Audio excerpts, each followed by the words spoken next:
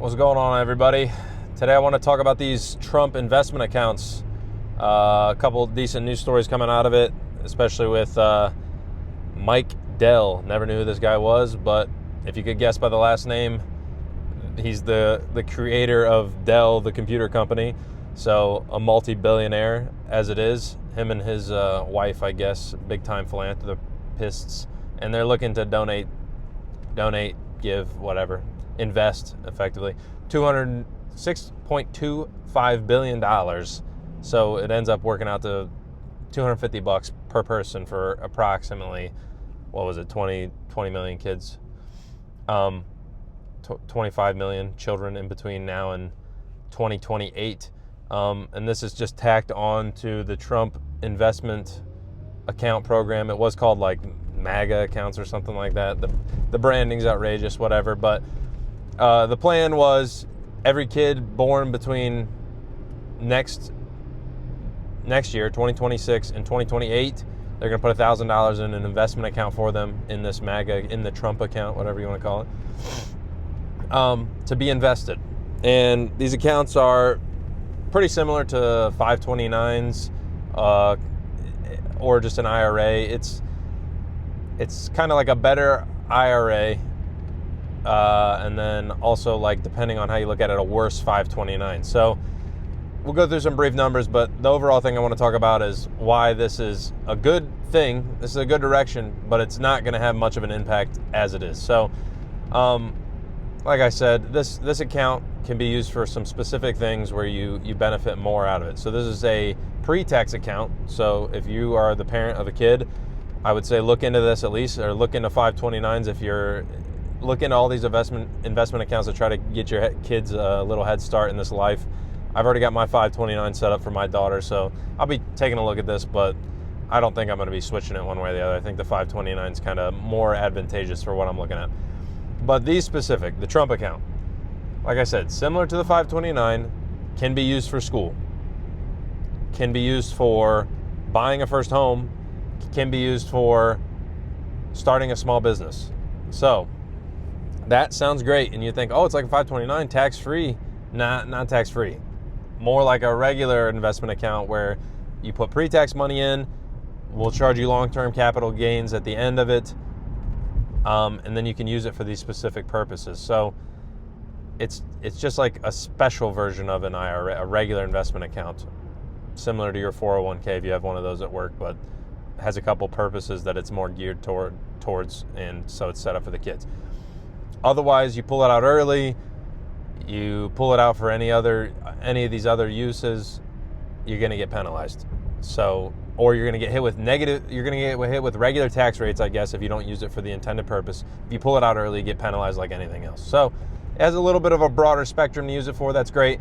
If you don't know, 529s to be used for school, specifically school expense, education expenses. Once your kid is over 18 and you put in after-tax money in a 529, all the school expenses are, all the capital gains, if it's used for a school expense, education expense, no tax at all. So very good. You can set up Roth IRAs for your kids too. That's a good thing. I haven't personally done that. I don't max my own Roth IRA out, so can't be doing that for my kids yet really anyway. So this account overall, like I said, a good step in the right direction.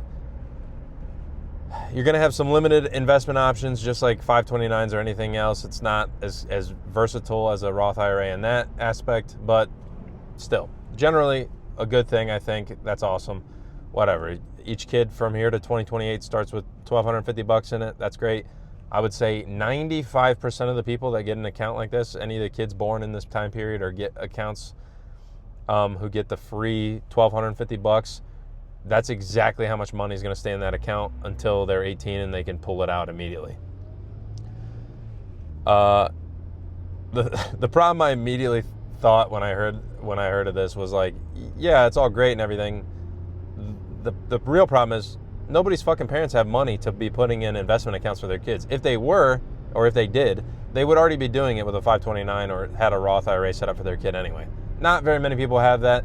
I don't know how you grew up one way or the other, but I don't know a single person in my personal life that had their parents set up a 529 or a Roth or any of these investment accounts for them when they were little kids and said, hey, by the way, you got couple $1,000, tens of thousands of dollars in here to pay for college, we've set it up for you. Didn't happen. I sure in the hell didn't. And like I said, I don't know anybody, not a single person that I can think of off the top of my head that has. I mean, maybe they never mention it, so fair enough, but not that I know of. I'm trying to get ahead of that a little bit. Like I said, set up my daughter with a 529, and the next baby, when they come, will get a 529 as well, and we'll go from there. And maybe I'll look into this a little bit more and reevaluate. But overall, if the kids don't go to college for a 529, roll it into our Roth IRA, take the tax penalty that you'd take, I'm pretty sure, when you roll it over, but you get a Roth, leave it in a Roth and invest it, whatever. Like I said, the main problem is nobody has free money to be thrown around and thrown in investment accounts. It's goofy because there's dumbass on Twitter talking about, look at this, if you put the $5,000 max contribution in for 18 years and then you let it sit for 40 more at 15% compounding interest, it ends up being $3 million for your kid at retirement. It's like, one, lots of people don't have $5,000 to be maxing out a kid's retirement account / Trump account for small business and future endeavors or whatever the hell. And two, who in the hell is assuming a 15% return on investment? Like, it's kind of, I've seen multiple people, and I mean, maybe they're just trolling or whatever, but S&P average is what, 10% minus inflation? You're at 8%, or adjusted for inflation, however you want to say it. 15% is outrageous. Obviously, if we could all guarantee 15% returns on our investments, we'd all be feeling really, really good right now. The reality is going to be the government's going to dump this trillions of dollars into investment accounts for these kids, which, like I said, good thing. And maybe the money gets invested. Hopefully, I don't even know if you have to allocate it towards a specific investment. I'm sure you do, but I'm sure a lot of these accounts, they won't even get invested. They'll just come in. The money will come into their account, won't ever get allocated to an actual investment or a stock or an ETF or anything like that, and it'll just sit there in cash for 18 years and nothing will happen to it. What happens in that scenario, I don't know. And then you take the money out, and your $1,250 that you should have put in and invested way back in the day, your parents should have, I guess, for you, is worth like, what, a 50th of what it was when it went in there after inflation eats all of the value away. So who knows? I hope for the best, but I'm not expecting a lot, and I don't really see this turning out to be some saving grace. I like the idea of investing in the kids, investing in your children, investing in the next generation, and giving them some kind of starting block, no matter how small, to move forward, and maybe at least educate them on investing while they're little. And that, maybe that's the whole point, is it's more of a teaching tool, and it's not really going to be, in the end, giving you much. But we shall see, I guess. So check back to the YouTube channel in 18 years. If I'm still making YouTube videos in 18 years, which I definitely will not be, we can talk about what the hell happened with the Trump accounts.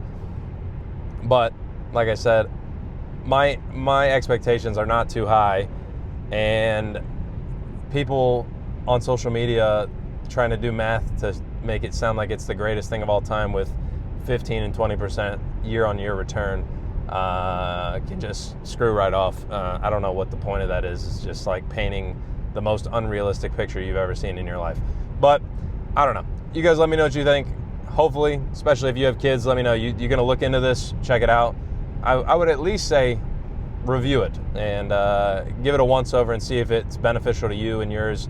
And let me know if you think it's a decent option, and maybe somebody can tell me why they think it'd be better than the 529, but I'm not seeing it as of right now. So leave a like on the video if you got something out of it. Dislike if you didn't. I'd appreciate it if you tell me why, and subscribe to the channel. Come back. We'll be making videos every day. Made one yesterday, but it was just me rambling about buying an SUV, so I was like, this is kind of fucking pointless. I'll just not post this. So I'll catch you guys tomorrow.